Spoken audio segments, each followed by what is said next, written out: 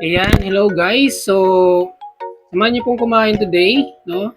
Actually, ano ko na to ngayon, first meal day, no? Ito yung first meal ko today.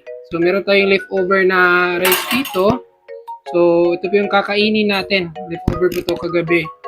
So, nilutuan ko lang ng 2 pirasong itlog, tapos ni-scramble ko.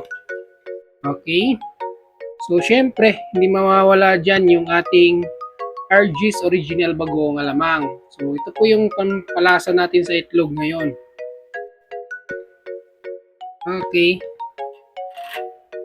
So, ayan po siya. Bango. Okay. Lagay lang tayo dito. And, let's eat. Ayan.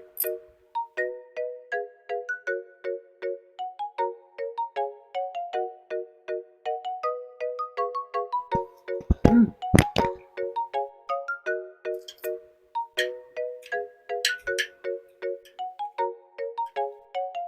Mm.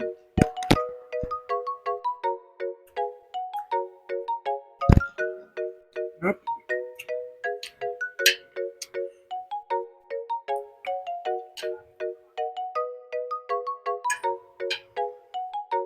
Mm.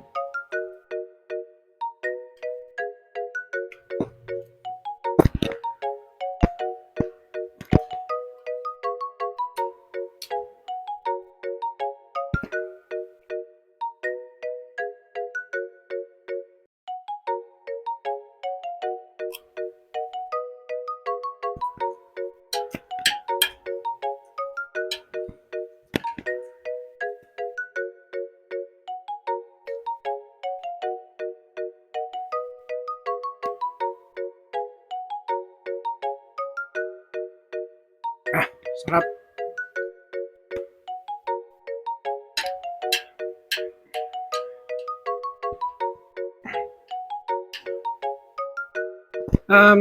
Kapag kumakain pala ako guys, no, lagi ko talaga yung kasama or pinaparisan ng ganito.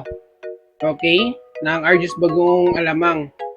Kasi ito yung nagpapadagdag lalo ng flavor sa mga ulam.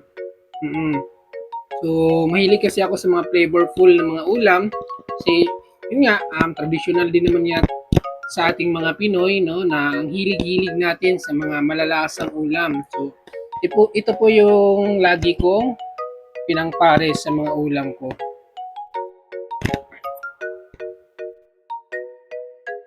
Try nyo din guys, sobrang sarap talaga. Sobrang sarap.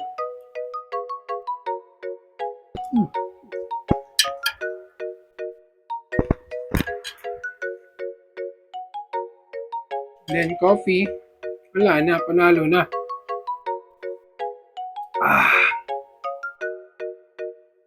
Saktong-sakto yung pait ng coffee.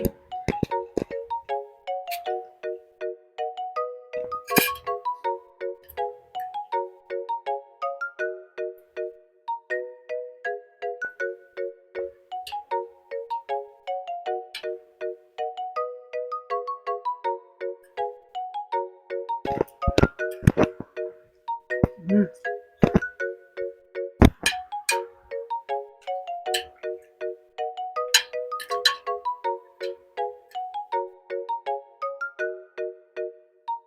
Mm.